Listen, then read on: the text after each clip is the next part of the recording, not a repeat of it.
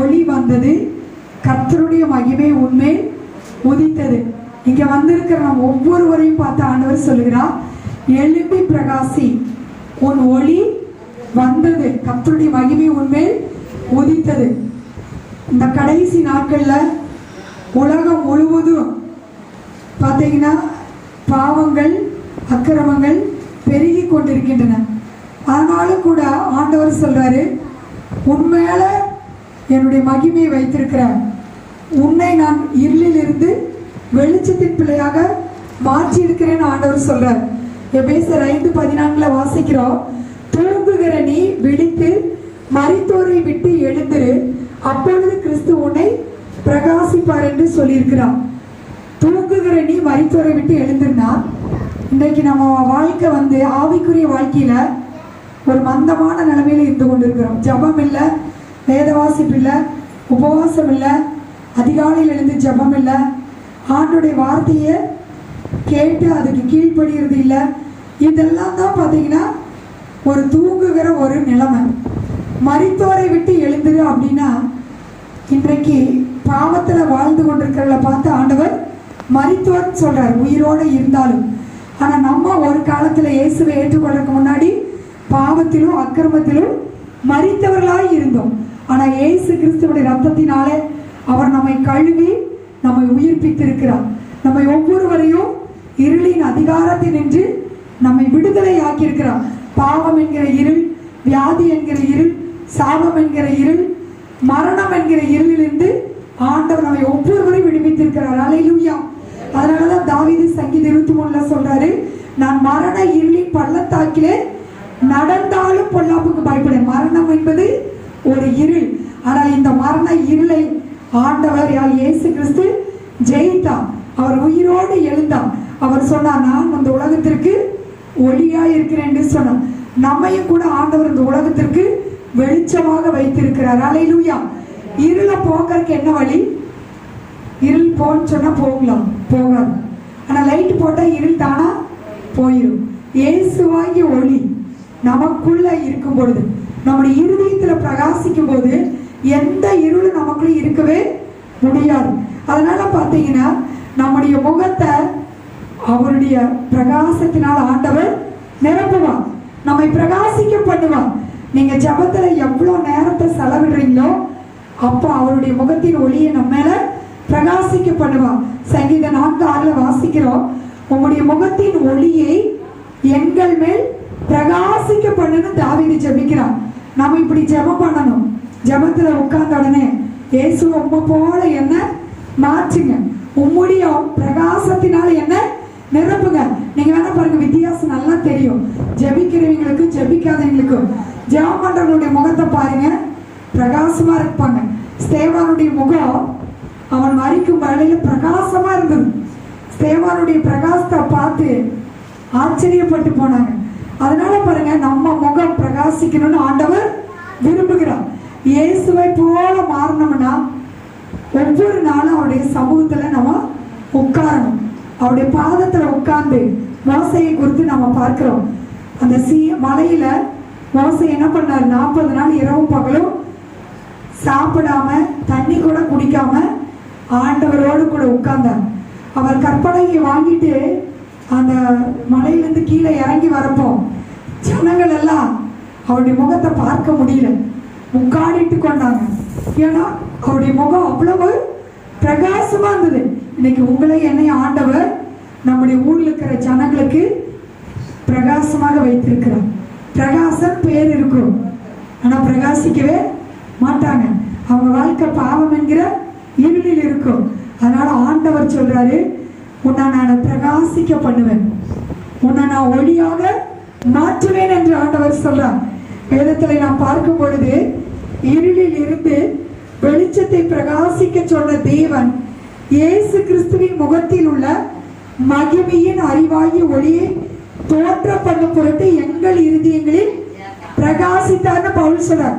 எத்தனை பேர் நீங்க ஆசைப்படுறீங்க, என் இருதயத்துல இயேசு இருக்கணும், என் இருதயத்தில் அவர் பிரகாசிக்கணும். இயேசு மறுரூப மலையில பேதுருவை யாக்கோபை யோவானை கூட்டிக் கொண்டு அவர் தனித்து போய் ஜெபம் பண்ணும் பொழுது அவர் மறுரூபமானதை பார்க்கிறோம். அவருடைய முகம் சூரியனை போல பிரகாசித்ததை பார்க்கிறோம். இன்னைக்கு நீங்க தேவ சமூகத்துல அதிகாலையில ஜெபிக்கும் பொழுது அந்த நாளெல்லாம் நம்முடைய முகத்தை பார்க்கும் பொழுது பிரகாசமா இருக்கும். நமக்குள்ள இயேசுவை பார்க்க முடியும். இயேசுவினுடைய சுவாவங்களை நமக்குள்ள பார்க்க முடியும். எல்லாரும் போல நம்ம இந்த உலகத்துல வாழ மாட்டோம். நம்ம ஒவ்வொரு நாளும் இயேசுவின் அன்பினாலே நிரப்பப்பட்டு இருப்போம். அப்படி நீடிய பொறுமையினால அவருடைய எல்லா சுவாவங்களையும் அவர் நமக்கு கொடுக்கிறவராய் இருக்கிறார். அதனால நம்ம ஏதோ ஜெபிக்கிறோம், வேதத்தை வாசிக்கிறோம், சர்ச்சுக்கு போறோம், ஏதோ வாழ்றோம் என்றல்ல. ஒவ்வொரு நாளும் நம்முடைய வாழ்க்கை பிரகாசித்து கொண்டே இருக்கணும். நீதிமான்களுடைய பாதை நடுப்பகல் வரைக்கும் அதிகமாய் பிரகாசிக்கிற சூரிய பிரகாசம் போல இருக்குன்னு ஆண்டவர் சொல்லியிருக்கிறார். அல்லேலூயா. மத்தியானத்துல அந்த சூரிய பிரகாசம் நம்ம பார்க்க முடியுமா? மதியத்துல சூரிய ஒளியை நம்மால பார்த்தா கண்ணு கூசும். அதை போல நீதிமான்களுடைய நம்முடைய வாழ்க்கைய அவர் பிரகாசிக்க பண்ணுவாராம். நடுப்பகல்ல பிரகாசிக்கிற அந்த சூரிய ஒளியை போல நம்முடைய பாதையெல்லாம் வெளிச்சமாய் இருக்கும். நம்முடைய பாதையெல்லாம் வெளிச்சமாய் இருக்கும். ஆண்டவர் இந்த உலகத்துல முதலாவது எதை உண்டாக்குனாரு? வெளிச்சத்தை உண்டாக்குனார். அப்ப அந்த வெளிச்சத்துக்கு பிறகுதான் எல்லாம் சிருஷ்டிக்கப்பட்டது. நமக்குள்ள இயேசுவாய் ஒளி வரும் பொழுது எல்லா குறைவுகளும் நிறைவாகும். எல்லா வெறுமையான காரியங்களும் நிறைவாக மாறும். அல்லேலூயா.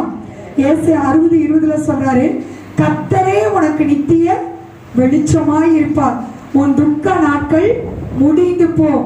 ஆண்டவர் நமக்கு நித்திய வெளிச்சமாய் இருக்கும் பொழுது நம்முடைய துக்க நாட்கள் முடிந்து போகும். விசுவாசிக்கிறீங்களா?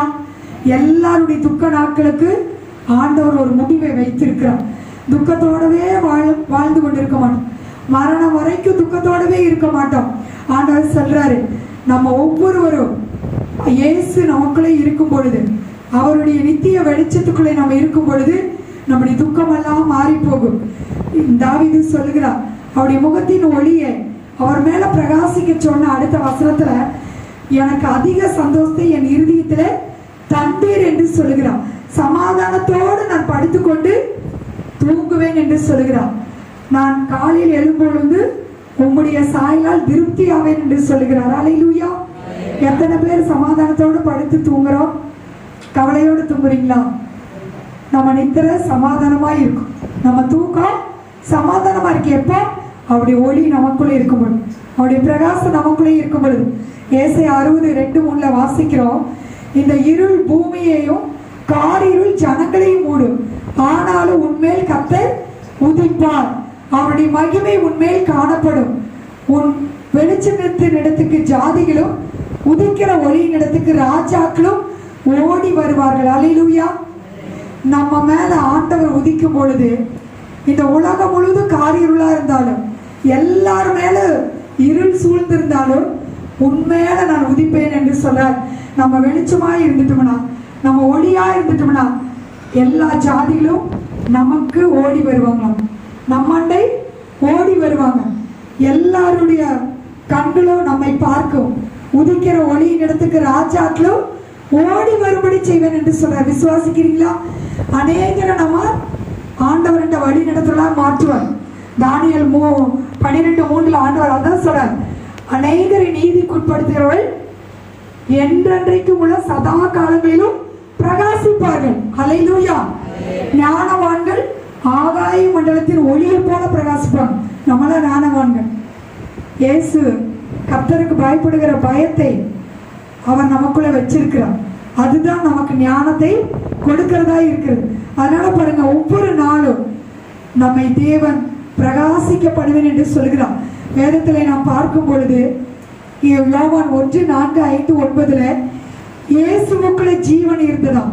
அந்த ஜீவன் மனுஷருக்கு ஒளியாய் இருந்தது. அந்த ஒளி இருளிலே பிரகாசித்தது. இருளானது அதை பற்றி கொள்ளவில்லை. உங்களுக்கு இது புரியாம இருக்கலாம். இருள்னா என்ன, ஒளினா என்னன்னு. அதை இப்ப ஆண்டவர் நம்மோடு கூட பேசுறார். இருள் என்பது எல்லா விதமான பாவத்தின் வாழ்க்கையை குறிக்கிறது. இருள் என்பது பிசாசுக்கு நம்ம கீழ்ப்படிவதை குறிக்கிறது. வெளிச்சம் என்பது இயேசுவுக்கு நம்ம கீழ்ப்படிவதை குறிக்கிறது. நம்ம ஒருத்தரை